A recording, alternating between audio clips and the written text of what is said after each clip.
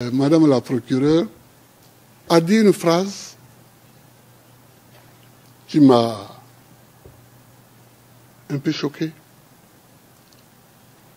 en disant que nous ne sommes pas là pour voir qui a gagné les élections et qui ne les a pas gagnées.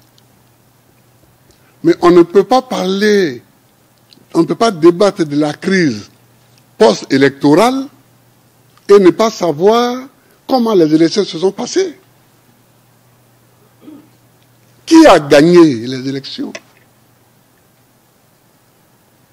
Parce que c'est celui qui ne les a pas gagnées qui a semé les troubles. Je crois que c'est ça la logique. Donc, la question est là. Qui a gagné les élections? Et donc, quand j'ai demandé qu'on recompte les voix, ce n'était pas une phrase en l'air. Vous avez vu vous-même les documents dont dispose l'accusation et sur lesquels les voix des électeurs sont répertoriées. On a vu que dans la seule ville de Bouaké, on a ajouté 100 000 voix à mon adversaire. Donc, madame, c'est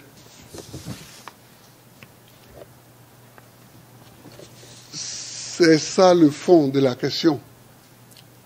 C'est ça le fond de la question.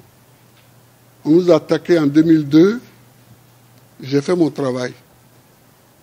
C'est-à-dire que je n'ai jamais cru que la Côte d'Ivoire allait s'en sortir par la guerre. Je n'ai jamais cru ça. J'ai toujours cru qu'on s'en sortirait par la discussion. Même si je sais qu'ils ont tort. Mais pour s'en sortir, j'ai toujours cru à la discussion. Alors j'ai parcouru toute l'Afrique. On a fait les négociations de Lomé. Ils ont fait les négociations de Marcoussis et de Kléber, mais ça, je laisse ça de côté parce que c'est... nous avons fait les négociations de Accra 1, Accra 2, Accra 3, sous la présidence de John Kufuor. Nous avons fait les négociations à partir de juin 2005 de Pretoria 1 et de Pretoria 2 sous la présidence de Thabo Mbeki. Nous avons tout fait.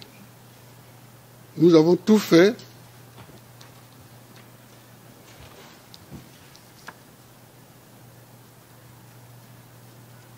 Nous avons tout fait pour que la discussion avance. C'est à Pretoria. C'est à Pretoria que j'ai demandé à Thabo Mbeki de m'aider à trouver une solution légale pour que Alassane soit candidat. Parce que ça empoisonne la situation. C'est à Pretoria, en 2005. Nous nous sommes retrouvés, Thabo Mbeki, Konan Bédié, Ouattara et moi-même. J'ai demandé à Ouattara de faire la traduction,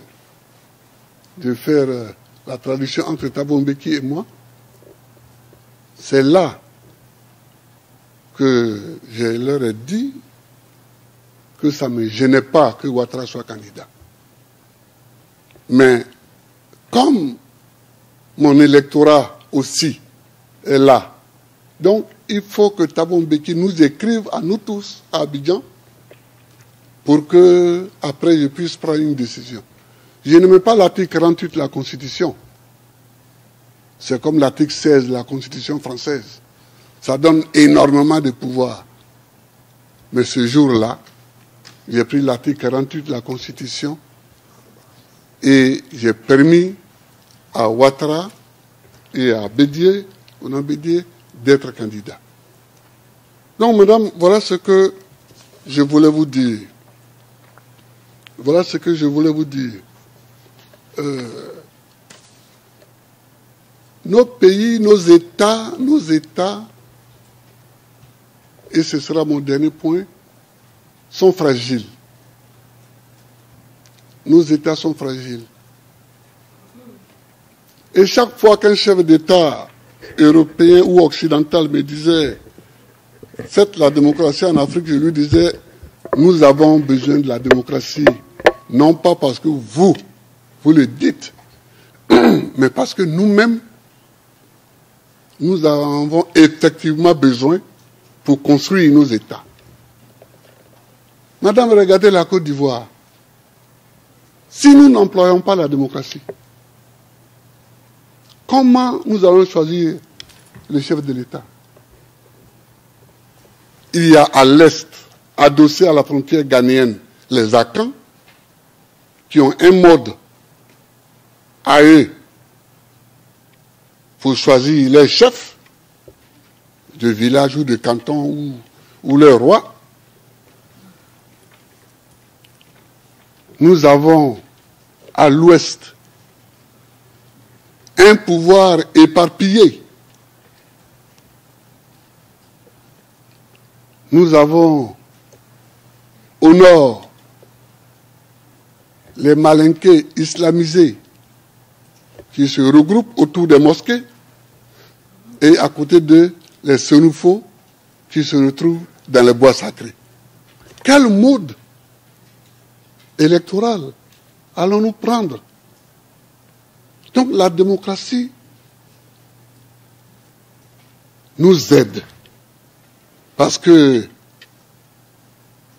elle fait tabula rasa de tout cela et elle donne à chaque individu considéré comme citoyen une voix.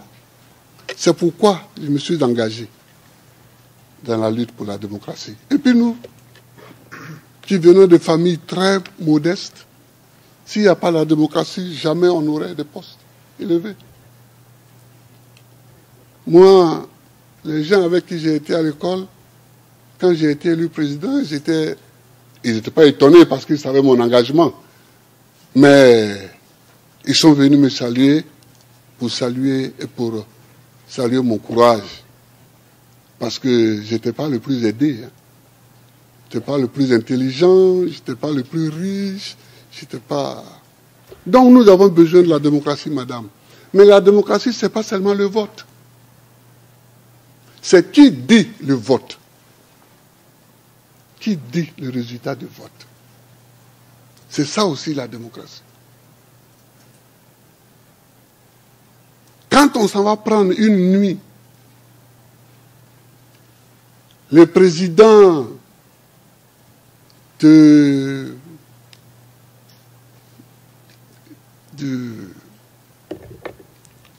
groupement électoral, qu'on l'amène dans le QG électoral d'un candidat, qu'on invite une télévision étrangère, on lui dit de parler et on le filme, et on diffuse ça dès le lendemain matin, ce n'est pas très démocratique ça, ce n'est pas la démocratie.